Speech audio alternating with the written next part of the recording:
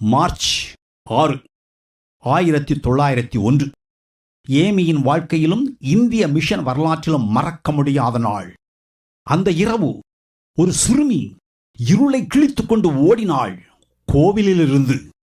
அவளுடைய பெயர் பிரீனா. அவளுடைய கண்களில் பயம். அவள் ஏமியின் கால்களை இறுக பிடித்துக் கொண்டு கதறினாள், அம்மா, என்னை திருப்பி அனுப்பிவிடாதீர்கள், அவர்கள் என்னை சித்திரவதை செய்கிறார்கள். சிறுமியின் உடலில் சூடு போடப்பட்ட காயங்கள். அந்த காயங்களுக்குள் குழந்தைத்தன்மை மௌனமாக அழுது கொண்டிருந்தது.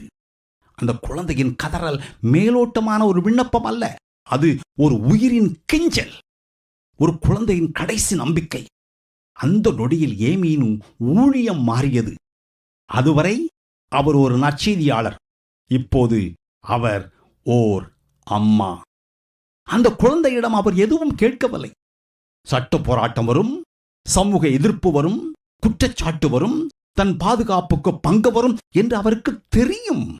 ஆயினும், பயப்படாதே மகளே, இனி நீ என் பிள்ளை, கடவுள் உன்னை என்னிடம் ஒப்படைத்திருக்கிறார்.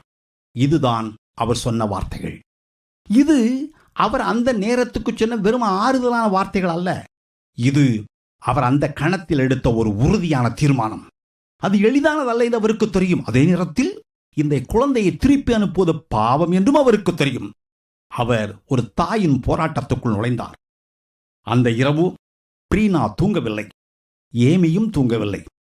ஒரு குழந்தை தூங்காமல் இருப்பது சாதாரணம். ஆனால் ஒரு பெண் தூங்காமல் இருப்பது, அது தாய்மை பிறக்கும் இரவு. பிரீனா ஏமியின் அருகில் சுருண்டு படுத்திருந்தாள். அவளுடைய உடல் இன்னும் நடுங்கிக் கொண்டிருந்தது. தூக்கத்திலும் பயம் தொடர்ந்தது. ஏமி அவளுடைய கையில் கை வைத்து மெல்ல வருடினார், ஜெபித்தார் மௌனமாக.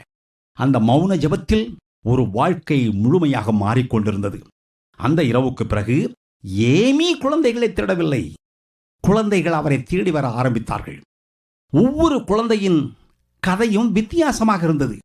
ஆனால் ஒவ்வொரு கதையிலும் ஒரே வலி, பயம், சிதைந்த குழந்தைத்தன்மை, திரும்ப போக முடியாத வாழ்க்கை. ஒரு நாள் பிரீனா ஒரு பொம்மையை வைத்து விளையாடிக் கொண்டிருந்தாள். வெளியே பார்த்தால் ஒரு குழந்தை சாதாரணமாக விளையாடுவது போலத்தான் இருந்தது.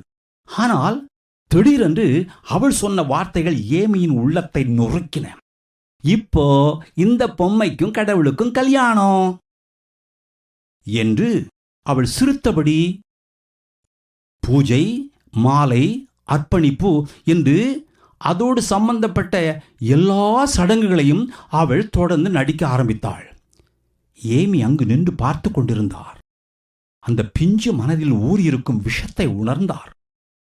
அவள் தன் கடந்த காலத்தை நடித்துக் கொண்டிருக்கிறாள். ஏமின் இருதயம் சுக்கு நூறாக உடைந்தது. அவர் ஒன்றும் பேசவில்லை, அவளை தடுக்கவும் இல்லை. தன் முகத்தை திருப்பிக் கொண்டு அழுதார்.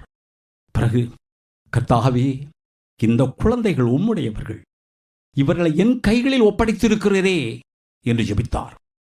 ஏமியை பொறுத்தவரை அந்த நாளிலிருந்து தேவதாசி முறை வெறுமனே ஒரு சமூக பிரச்சனை அல்ல, அது அவருடைய அழைப்பாக மாறிற்று. அவர் கோபத்தால் கொந்தளிக்கவில்லை, மாறாக தாய்மையால் நிரம்பினார், தத்தளித்தார். அதன்பின் அவர் வசனத்தை பிரசங்கித்ததோடு நிறுத்தவில்லை, அவர் குழந்தைகளை மீட்டார். சிலர் அவரை பைத்தியக்காரி என்றார்கள், சிலர் ஆபத்தானவள் என்றார்கள், சிலர் மத வெறியர் என்றார்கள். ஆனால் குழந்தைகள் அவரை அம்மா என்ற ஒரே பெயரால் அழைத்தார்கள். சுற்றியிருந்த மக்களின் குற்றச்சாட்டுக்களை எதிர்கொள்ள வேண்டும், தன்னை கண்காணிக்கும் கண்களுக்கு தப்பி குழந்தைகளை பாதுகாக்க வேண்டும். எனவே அந்த இல்லத்தின் கதவுகள் பகலில் மூடியிருந்தன, இரவில் மட்டுமே திறக்கும். இரவில் அங்கே அமைதியாக நடந்தது மீட்பு. சில இரவுகளில் கதவு மெதுவாக தட்டப்பட்டது. அது பயந்த விரல்களின் தட்டல். கதவு திறக்கப்பட்டது. வாசலுக்கு வெளியே ஒரு சிறுமி, சில நேரங்களில் இருவர், சில நேரங்களில் காயங்களுடன், சில நேரங்களில் நடுங்கிய கண்களுடன், அம்மா என்ற ஒரே ஒரு வார்த்தை. ஏமி யார் அனுப்பினார்கள் என்று கேட்கவில்லை, நாளை என்ன ஆகும் என்று கணக்கிடவில்லை. குழந்தைகளின் கண்களில் அவர் பார்த்தது பயம். ஏமி செய்தது அவர்களை அணைத்தது. அந்த இருண்ட நாட்களில்தான் டோனா ஒரு ஐக்கியம் உருவாக தொடங்கியது. அது ஒரு திட்டத்திலிருந்து பிறக்கவில்லை, அது இரவில் அழுத குழந்தைகளின் குரலிலிருந்து பிறந்தது. ஒரு குழந்தை என்னிடம் வந்துவிட்டால் அவள் என் பிள்ளை, இனி பின்வாங்க முடியாது என்பது அவருடைய தீர்மானம். இந்த தீர்மானத்திலிருந்துதான் பின்னாளில் டோனா ஒரு ஐக்கியம் உருவானது.